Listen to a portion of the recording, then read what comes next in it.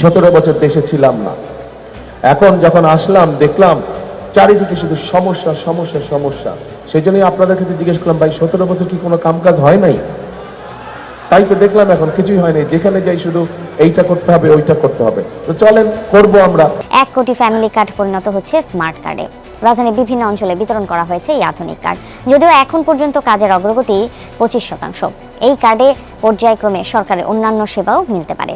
রাজনৈতিক দিক থেকে বিবেচনা করলে তারেক রহমানের এই অবস্থান তাকে একটি কঠিন পরিস্থিতিতে ফেলে দিয়েছে। একদিকে তিনি জনগণের কাছে পরিবর্তনের বার্তা নিয়ে যেতে চাচ্ছেন বা যাচ্ছেন, অন্যদিকে তার বক্তব্য থেকে মনে হচ্ছে তিনি দেশের প্রকৃত অবস্থা সম্পর্কে একেবারেই কিছু জানেন না, অবহিত নন। 17 বছর তিনি যুক্তরাজ্যে থেকে শুধুমাত্র অনলাইনে বক্তৃতা দিয়েছেন আর তার প্রিয় বেড়াল জেবুর সাথে খেলা করেছেন। বাংলাদেশের অবস্থা সম্পর্কে তিনি কিছু জানেন না। এই যে দ্বিধাদ্বন্দ্ব তার রাজনৈতিক বিশ্বাসযোগ্যতাকে প্রশ্নবিদ্ধ করে চলেছে। রাজনৈতিক মঞ্চে এমন একটি দৃশ্য হয়তো বিরল নয়, নেতা মঞ্চে দাঁড়িয়ে গত 1.5 দশকে দেশের কোনো উন্নতি হয়নি বলে কথা বলছেন আর শ্রোতারা হাততালি দিচ্ছেন। কিন্তু যখন এই কথা বলছেন তারেক রহমান, তখন প্রশ্ন উঠেছে তার সামনে উপস্থিত অসংখ্য জনগণের মনে, তারেক রহমান কি আদৌ বা আসলেই জানেন না দেশে কি হয়েছে গত 17 বছরে, নাকি তারেক রহমান যুক্তরাজ্য থেকে নিজের শিক্ষাগত যোগ্যতার কোনো হেরফের না ঘটালেও মিথ্যা বলায় বিশেষ ডিগ্রি নিয়ে এসেছেন।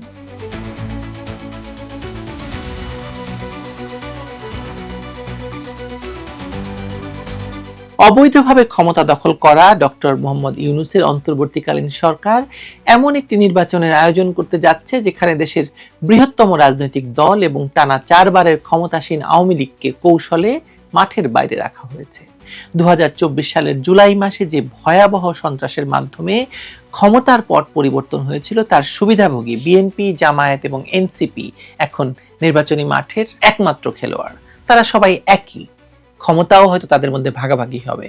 আর এই খেলার মধ্যমণি হয়ে দীর্ঘ 17 বছর পর লন্ডন থেকে দেশে ফিরেছেন তারেক রহমান। একজন প্রধানমন্ত্রীর প্রাপ্য সর্বোচ্চ নিরাপত্তা প্রটোকল নিয়ে তিনি যখন নির্বাচনী প্রচারণায় নামেন, তখন আইনের শাসনের বুলিয়া ওড়ানোটা নিতান্ত প্রহসন মনে হয়। কারণ তিনি এসেছেন আইন ভঙ্গ করে, তাকে আইন ভঙ্গ করে তার নামে থাকা সকল মামলা তুলে নেওয়া হয়েছে। তিনি হত্যা মামলার আসামি, 21শে আগস্টের হত্যা মামলার আসামি, দুর্নীতি মামলার আসামি, 10টা কষ্ট মামলার আসামি, সবকিছু বাদ দিয়ে তাকে দেশে ফিরিয়ে নেওয়া হয়েছে এবং তিনি আইনের শাসনের কথা বলছেন। তবে এসব রাজনৈতিক মারপ্যাচের চেয়েও বড় যে বিষয়টি এখন জনমনে কৌতুক এবং বিস্ময়ের সৃষ্টি করছে তা হলো দেশের বাস্তবতা সম্পর্কে তারেক রহমানের ভয়াবহ অজ্ঞতা।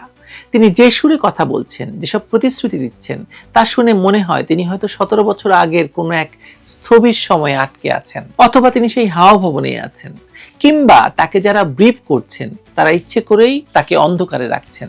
সম্প্রতি এক জনসভায় তারেক রহমান দরাজ গলায় ঘোষণা করছেন যে গত 17 বছরে দেশে নাকি কোনো উন্নতি হয়নি, মানুষ কেবল বড় বড় গল্প শুনেছে। তার এই বক্তব্যটি যখন তিনি দিচ্ছিলেন তখন হয়তো তার মাথার উপর দিয়ে মেট্রো রেল চলে যাচ্ছিল, কিংবা পকেটের স্মার্টফোনটিতে 4G ইন্টারনেট সচল ছিল। দেশের মানুষ যখন পদ্মা সেতু দিয়ে নদী পার হয়, কর্ণফুলী টানেল দিয়ে মাটির নিচ দিয়ে গাড়ি চালায়, কিংবা ঘরে বসে ইন্টারনেটে ফ্রিল্যান্সিং করে ডলার আয় করে, তখন কোনো উন্নতি হয়নির মতো যে বক্তব্য, সেটা কেবল রাজনৈতিক মিথ্যাচার নয়, বরং এটি জনগণের উপলব্ধির সঙ্গে এক নিষ্ঠুর উপহাস। গত 1 দশকে বাংলাদেশের ভৌত অবকাঠামো এবং জীবনযাত্রার মানে যে আমূল পরিবর্তন এসেছে তা অস্বীকার করা মানে নিজের গ্রহণযোগ্যতাকে প্রশ্ন করা। তারেক রহমান কিন্তু বলতে পারতেন যে বাংলাদেশে যা হয়েছে তা আমি মেনে নিচ্ছি, আমরা এখান থেকে শুরু করব এবং বাংলাদেশকে এই জায়গায় নিব। তিনি তার স্বপ্নের কথা বলতে পারতেন।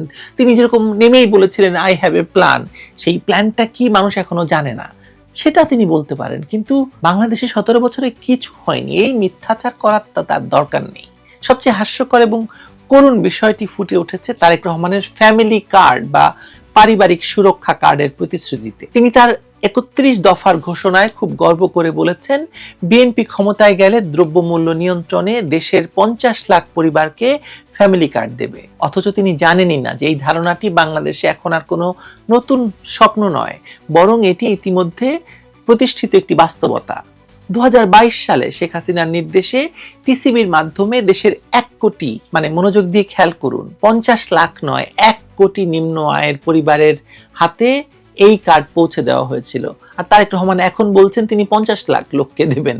তো বাকি 50 লাখ লোক তো এটা পাবে না, যাদের কাছে ছিল তারাও পাবে না। শুধু তাই নয়, 2023 সালে অনিয়ম রোধে অ্যানালগ কার্ড বাতিল করে জাতীয় পরিচয়পত্র এবং কিউআর কোড সম্বলিত স্মার্ট ফ্যামিলি কার্ড চালু করা হয়েছে, যার মাধ্যমে স্বচ্ছতার সঙ্গে ভর্তুকি মূল্যে পণ্য দেওয়া হয়েছে। এখন প্রশ্ন হলো, যে প্রযুক্তি এবং সুবিধা দেশের কোটি মানুষ গত 2 বছর ধরে ভোগ করছে, সেই পুরনো এবং সংখ্যার দিক দিয়ে অর্ধেক সুবিধার প্রতিশ্রুতি দিয়ে তারেক রহমান আসলে কি বোঝাতে চাইছেন? এটা অনেকটা এমন যে সবার হাতে যখন 5G স্মার্টফোন, তখন কেউ এসে বাটন ফোন উপহার দেওয়ার প্রতিশ্রুতি দিচ্ছেন।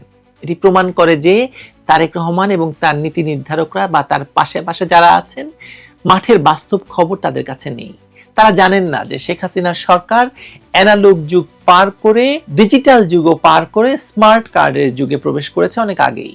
বিএনপির ইশতেহার তাই নতুন কোনো ভিশন নয় বা প্রতিশ্রুতিও নয়, বরং বিগত সরকার যা প্রতিষ্ঠিত করেছিল তারই মডেলের একটি সংকুচিত এবং দুর্বল সংস্করণ।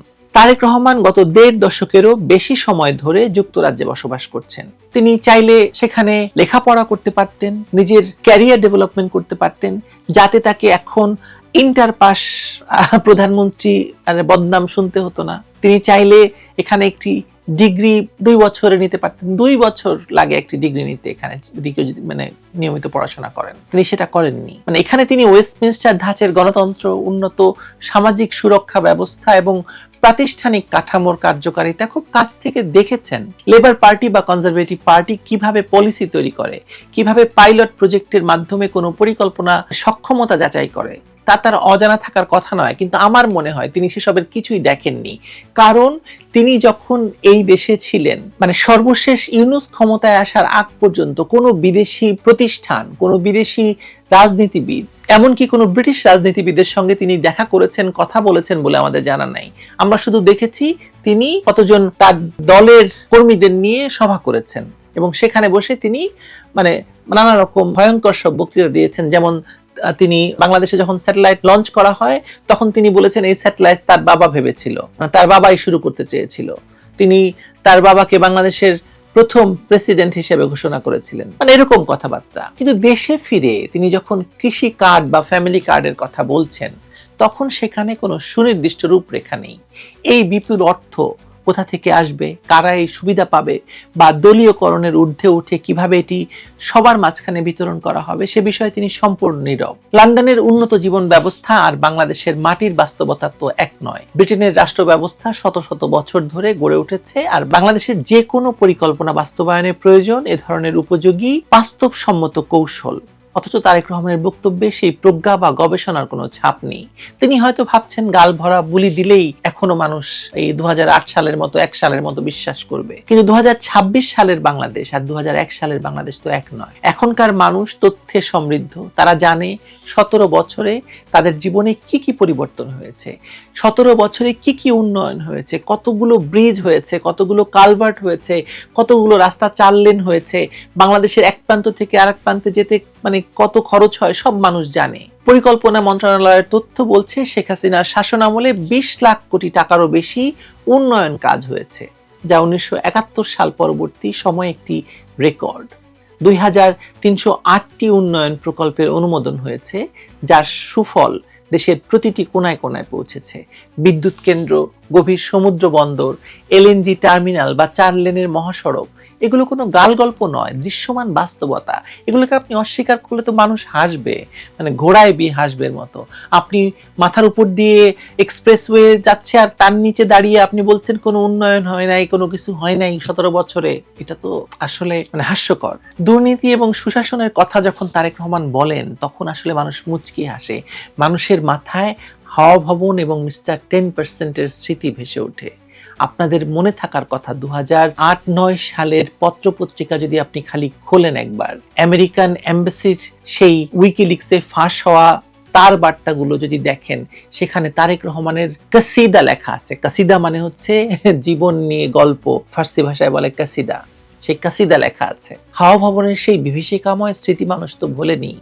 ট্রান্সপারেন্সি ইন্টারন্যাশনালের সূচকে বাংলাদেশ যখন পরপর 5 বার দুর্নীতিতে চ্যাম্পিয়ন হয়েছিল, সেই সময়ের অন্যতম কুশীলব হয়ে তারেক রহমান যখন দুর্নীতির বিরুদ্ধে কথা বলেন তখন তা নৈতিকতার মানদণ্ডে টেকে না। যতই প্রথম আলো হেডলাইন করুক, যতই ডেইলি স্টার তাকে নিয়ে নাচুক, তিনি বেকারত্ব দূরীকরণ বা আইটি খাতের কথা বলছেন, অথচ শেখ হাসিনার ডিজিটাল বাংলাদেশ ভিশনের কারণেই আজ দেশের লক্ষ লক্ষ তরুণ আইটি সেক্টরে ক্যারিয়ার গড়ছে। ভোকেশনাল শিক্ষা বা দক্ষ জনশক্তি রপ্তানির যে কথা তিনি বলছেন তা ইতিমধ্যেই বাংলাদেশের বাস্তবতা। বাংলাদেশে শেখ হাসিনার সরকার থেকে শুরু করে এই সরকারও এ ব্যাপারে অনেকখানি অগ্রগতি অর্জন করেছে। নতুন করে তিনি কি দেবেন তার কোনো স্পষ্ট ব্লুপ্রিন্ট তার কাছে নেই। নির্বাচনী প্রচারণায় নেমে তিনি গ্যাস সংকটের কথা বলছেন, কিন্তু তিনি ভুলে গেছেন যে তার আমলেই বিদ্যুতের দাবিতে কানসাটে মানুষকে গুলি খেয়ে মরতে হয়েছিল। আর গত এক যুগে বিদ্যুতের উৎপাদন সক্ষমতা কোথায় গিয়ে পৌঁছেছে তা দেশের লোডশেডিং এর অতীত ইতিহাসের দিকে তাকালেই বোঝা যায়। মানুষ এখন নিরবচ্ছিন্ন বিদ্যুতে অভ্যস্ত হয়ে গেছে, আর তাই সাময়িক বিভ্রাট তাদের চোখে পড়ে। কিন্তু অন্ধকারের সেই যুগ তারা তো পার হয়ে এসেছে। তারেক রহমান সেই অন্ধকারের যুগে এখনো কেন পড়ে আছেন? তাকে কেন এখন অন্ধকারে রাখছে বিএনপি? আর কেউ না জানুক, বিএনপি তো জানে যে দেশের কি উন্নয়ন হয়েছে বা কি হয়নি। তারা তো দেশে ছিল, তারা তারেক রহমানের মতো পালান নাই। তারেক রহমান বলছেন তিনি নাকি পালান না। 2008 সালে তাহলে কি করেছিলেন তিনি? তারেক রহমান হয়তো জানেন না, কিন্তু বিএনপির জ্যেষ্ঠ নেতারা এবং কর্মীরা খুব ভালো করেই জানেন দেশের কি উন্নতি হয়েছে, কারণ তারা তখন এই বিগত 17 বছর তারা ব্যবসা করেছেন। রুবিন ফারহানা কিন্তু ফাঁস করে দিয়েছেন যে শেখ হাসিনার আমলে বিএনপি নেতারা কিভাবে ব্যবসা করেছে। তারা জানেন যে যে রাস্তা দিয়ে তারা গাড়ি চালিয়ে জনসভায় যাচ্ছেন সেটি গত কয়েক বছরে 4 লেন হয়েছে। যে সেতু পার হয়ে তারা ওপারে যাচ্ছেন তা এই গত সরকারের বা শেখ হাসিনার সরকারের কীর্তি। তবুও রাজনীতির মাঠে টিকে থাকার জন্য তাদের সত্য অস্বীকার করতে হচ্ছে। কেন? কিন্তু নেতাদের এই অস্বীকার সাধারণ মানুষের উপলব্ধিকে বদলে দিতে পারছে না। এটাই ব্যর্থতা। একটি রাজনৈতিক দল যখন ক্ষমতায় যেতে চায় তখন তাদের জনগণের সামনে বিশ্বাসযোগ্য বিকল্প তুলে ধরতে হয়। কিন্তু বিএনপি বা তারেক রহমান যা দিচ্ছেন, যা বলছেন তা হলো অতীতের জীর্ণ প্রতিশ্রুতি আর মিথ্যাচার আর বর্তমানের বাস্তবতা বিবর্জিত অসার আস্ফালন। যে স্মার্ট কার্ড মানুষের পকেটের ঘুরছে, সেই কার্ডের প্রতিশ্রুতি দিয়ে মানুষকে বোকা বানানোর দিন শেষ হয়ে গেছে। দেশের মানুষ এখন আর শুধু মুখের কথায় বিশ্বাস করে না, তারা দৃশ্যমান উন্নয়নে বিশ্বাসী। তারেক রহমান দেশের বাস্তবতা থেকে কত দূরে তা তার প্রতিটি কথাই প্রমাণিত হচ্ছে। বাস্তবতা হলো উন্নয়নের যে মহাসড়কে বাংলাদেশ উঠেছে, শেখ হাসিনা তুলেছিলেন, সেখান থেকে পেছনে ফেরার বা ইউটার্ন নেওয়ার কোনো সুযোগ নেই। ইউনূস সেটা চেষ্টা করে ব্যর্থ হয়েছে বলে তাকে এখন পালাতে হচ্ছে। তিনি যতই, তারেক রহমান যতই টেক ব্যাক বাংলাদেশের স্লোগান তুলুন না কেন, সেটা কাজ করছে না। বিএনপির দীর্ঘমেয়াদী রাজনৈতিক স্বার্থের জন্যও হলেও এই অবস্থা আসলে ভয়ঙ্কর ক্ষতিকর। দলটি যদি সত্যি জনগণের বিকল্প শক্তি হতে চায় তাহলে তাদের বাস্তবসম্মত এবং তথ্যভিত্তিক অবস্থান নিতে হবে।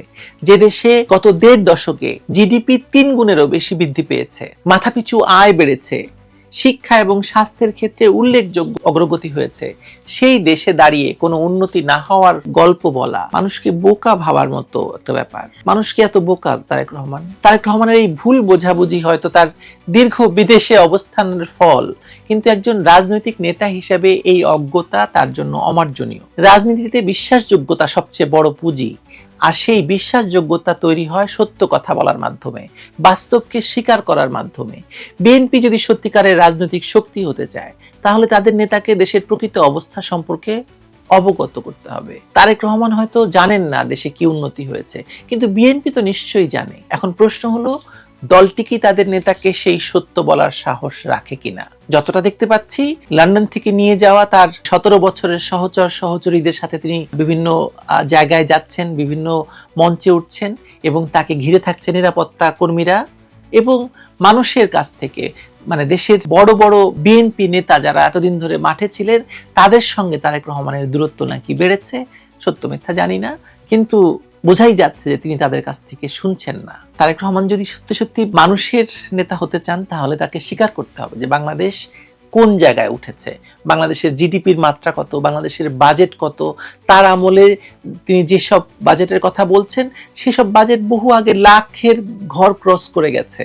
এখন সেই লাখের ঘরকে তিনি হাজারে ফেরত নিতে চাইলে তো হবে না, তাই না? বাংলাদেশের মানুষ এখন কোটিতে গোনে, লাখেও নয়। তারেক রহমানকে এই সত্য মানতে হবে এবং এই সত্য থেকে পরবর্তী সত্যে যাওয়ার প্রতিশ্রুতি দিতে হবে, তাহলেই তিনি নেতা হতে পারবেন। না হলে তিনি তো আসলে তারেক রহমান থেকে যাবেন, ওই যে ইন্টার পাস প্রধানমন্ত্রী থাকবেন। তিনি কি ইন্টার পাস প্রধানমন্ত্রী থাকতে চান? মনে হয় না। ভালো থাকবেন আপনারা। তারেক রহমানের সমর্থকরাও